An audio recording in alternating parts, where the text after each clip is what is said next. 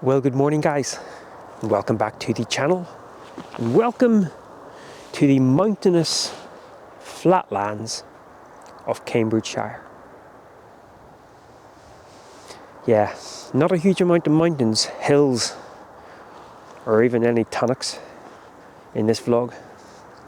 I'm back in what was my backyard for about 25 years.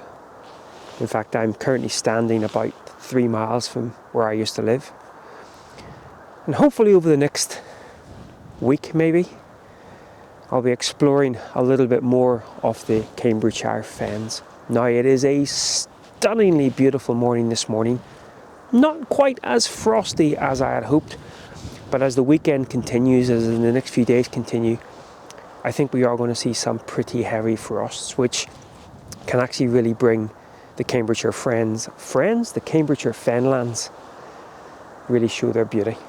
But yeah, we're out, we're exploring Cambridgeshire, and hopefully making an image or two. But yeah, if you came here looking for mountains, I think the exit door is over there.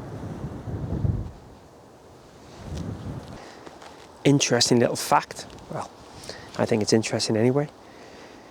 This is actually a little inlet that I had my one and only glimpse of a watervole in Cambridgeshire. Doubt whether we'll see one this morning, mind you, but you never know, you never know. Anyway, I've stopped here because just across the way, just across the water, those ferns, they're really taking on some lovely back and side light. Now the background is a little bit messy, there's a trees and some bushes and stuff, and so it would detract from that. So, but I might be able to isolate some of those, and even behind you here to my right, there's just maybe a chance of some, especially potentially with a slower shutter speed. So also a chance to have a little bit of play with a little present I got myself for Christmas. More on that in a few seconds. But yeah, let's get the camera out and see whether we can come up with something.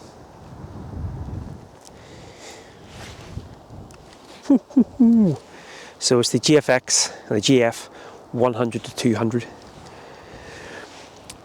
I have the 35 to 70, and I was just missing that slightly extra reach. Now, in the GF range, they are lacking a little bit with the longer focal lengths, or at least they have a couple of longer-ish ones, but I was missing just that extra reach. And the 100 to 200 actually does pop up from time to time on the second-hand market. Reasonable price, so treat it myself. So we're going to see whether we can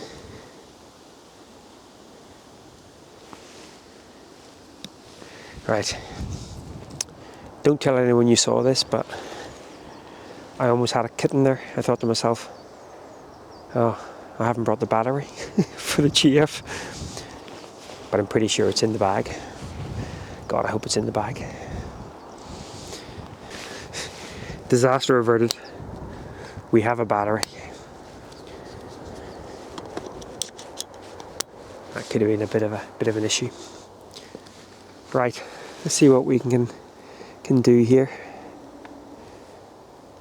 Yeah, I think one of the problems that I'm going to be faced with is that background, and even though this is a 1 to 400 reach, what you probably need is like a 2 to 400 or even just a 400. But there's potentially something in there. Maybe. We'll have a bit of a wander around and seize what we can seize. I'm looking forward to using this. I really am.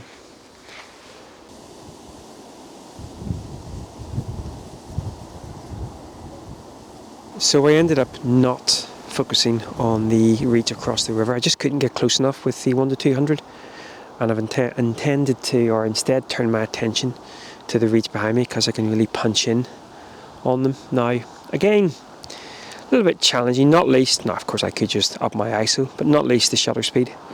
A little bit slow, which is causing a little bit of drag, which I guess from a visual perspective may actually work, especially with some of the backlit stuff if I was to point the other way. But I actually brought myself along where the reeds have lost their heads and their little sort of top bits, and it's just the sort of stalks that are left, and that actually brings a different colour element to the scene. I think now I put it in the 65:24 aspect ratio, the X-pan aspect ratio, because again, removing that sky and the sort of any of the background distracting elements.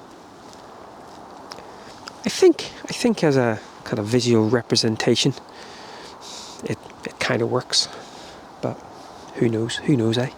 As I said in a previous vlog, 2026 is, I believe, going to be quite a watershed moment in my photography journey. It almost feels like I'm going back to square one, and giving myself permission just to play, certainly not to chase epic and chase kind of, the typical sort of landscape, and instead really just follow my interest, follow my eye, and just see what we can come up with. Probably won't make for great content on YouTube, but this is my journey, and yeah. But yeah, I'll put this image up. Let's say 65:24 aspect ratio. I quite like the light on those reeds, and then we'll wander on. A beautiful morning though. Could do with a coffee though.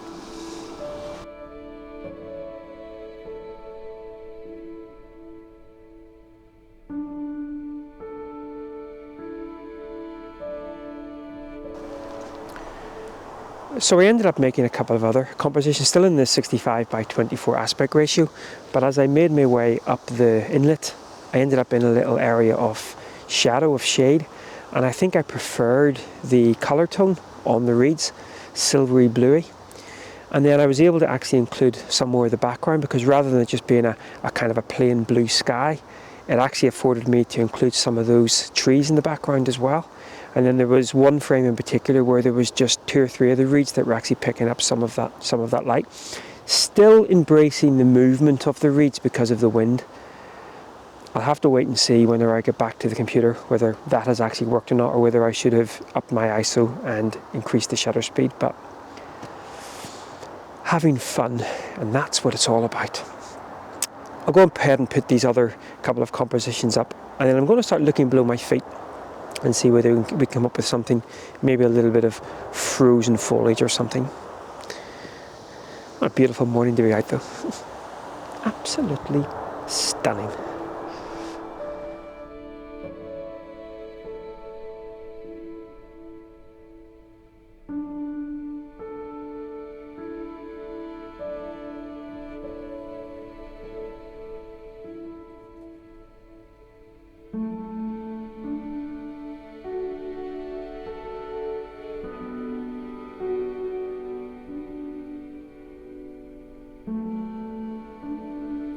So I've actually swapped over to the GoPro. Yeah, the mics on the wireless mics are a bit shoddy in the cold.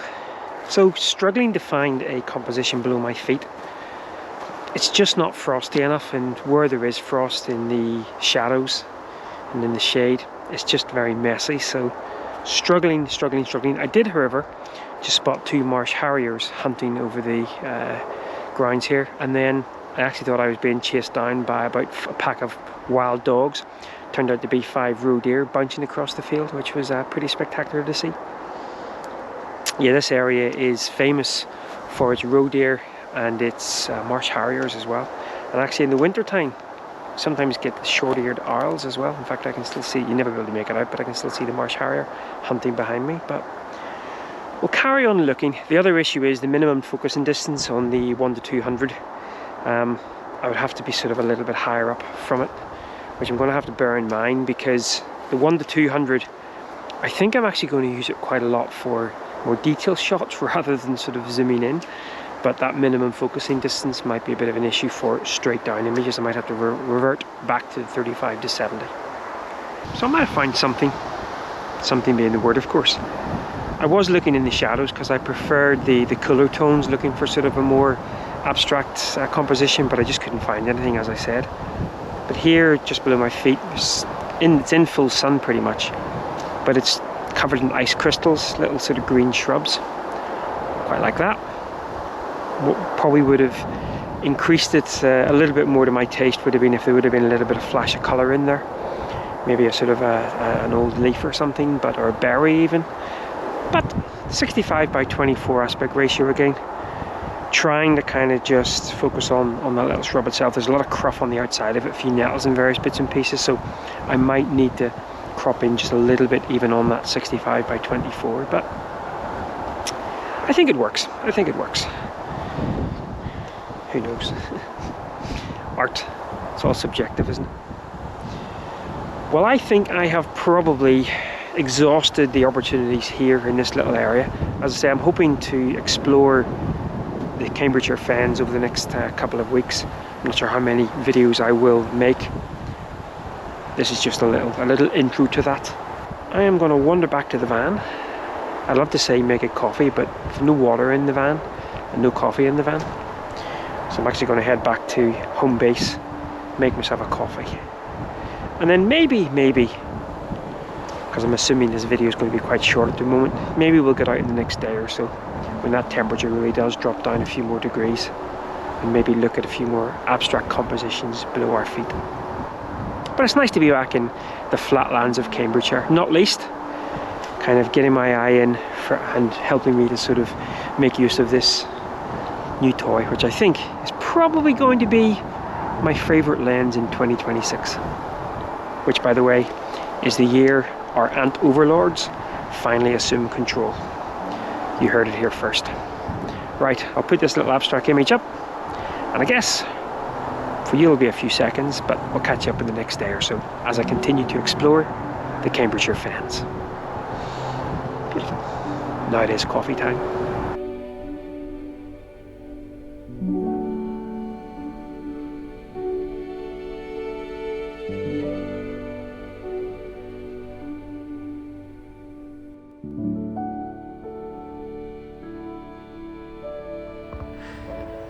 Well guys, the weather since I recorded that little piece here in Cambridgeshire has been absolutely woeful. Pretty much completely overcast, grey, miserly days. So unfortunately I haven't had a chance to get back out again in time to add something extra onto this vlog. Still got another week or so here in Cambridgeshire, so I am still hopeful that I am going to get out at least one more time to maybe show you a bit more of the Cambridgeshire Fenlands. Although what I wanted to do was, because let's face it, those images that I've shown so far, not much cop. But I just wanted to show you a small collection of the various images that I have shot over the years in the Cambridgeshire Fens, especially in winter when you get that lovely winter frost, because despite its lack of obvious landmarks and mountains and things like that, it's a pretty nice landscape to make images in.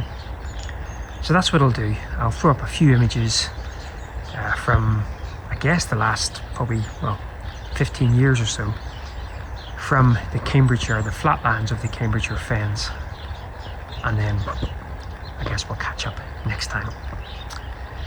Well guys, once again, thanks a lot for following along, and until next time, as always, happy pixels. Cue some kind of B-roll music and a look back at some images from the Cambridgeshire Fens. Fingers crossed, better sky next time. See you there, bye bye.